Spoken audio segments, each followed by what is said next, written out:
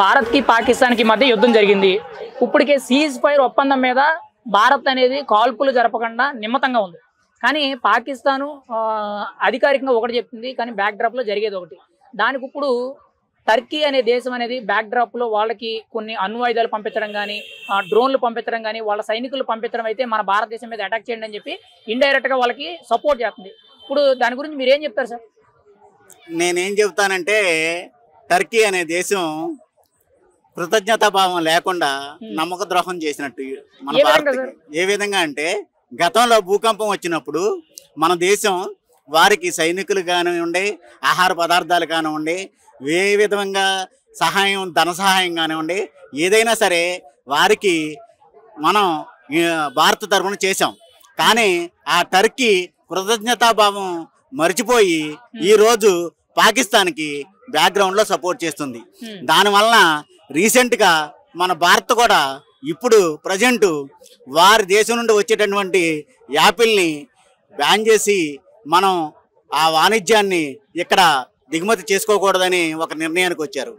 దాని నేనైతే ఒక భారతీయుడిగా సమర్థిస్తున్నాను. ఎందుకంటే గతంలో చేసిన మేలు మర్చిపోయి వాళ్ళు కృతజ్ఞతాభావం లేకుండా ప్రవర్తించినప్పుడు మనం దాన్ని పట్టించుకోని అవసరం లేదు.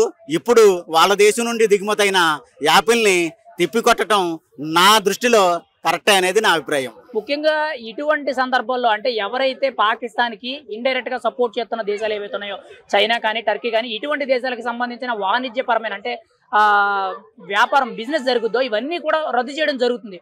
అంటే మోడీ గారు ఈ నిర్ణయం తీసుకోవడం అనేది కరెక్ట్ అని అంటారా, లేదంటే దీనివల్ల మనం ఇబ్బంది పడే? ఖచ్చితంగా ప్రధానమంత్రి మోడీ గారు తీసుకున్న నిర్ణయం ఏకీభవించదగింది. అది నా వ్యక్తిగతంగా అయితే నేను ఆయన సమర్థిస్తున్నాను. ప్రతి భారతీయుడు కూడా సమర్థించాలి.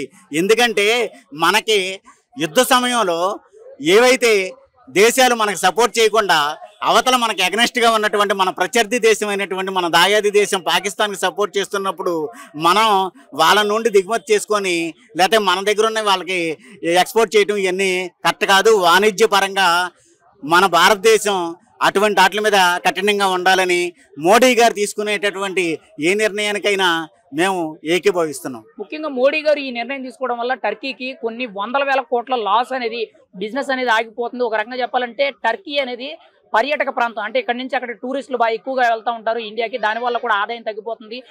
వాళ్ళకి సంబంధించిన ప్రతి విషయం కూడా ఇండియాలో ఇంకా జరగకూడదని చెప్పి మోడీ గారు నిర్ణయం తీసుకున్నారు. ఈ దెబ్బతో టర్కీ కనీసం తల వంచే అవకాశం ఉందంటారా? ఖచ్చితంగా అండి. ఎందుకంటే మేజర్ పార్ట్ ఇండియా అనేది 140 కోట్ల మంది జనాభా. దీంట్లోంచి వెళ్ళే మంది ఎంతో మంది టూరిస్టులు కానీ అవి కానీ చాలా మంది ఉంటారు.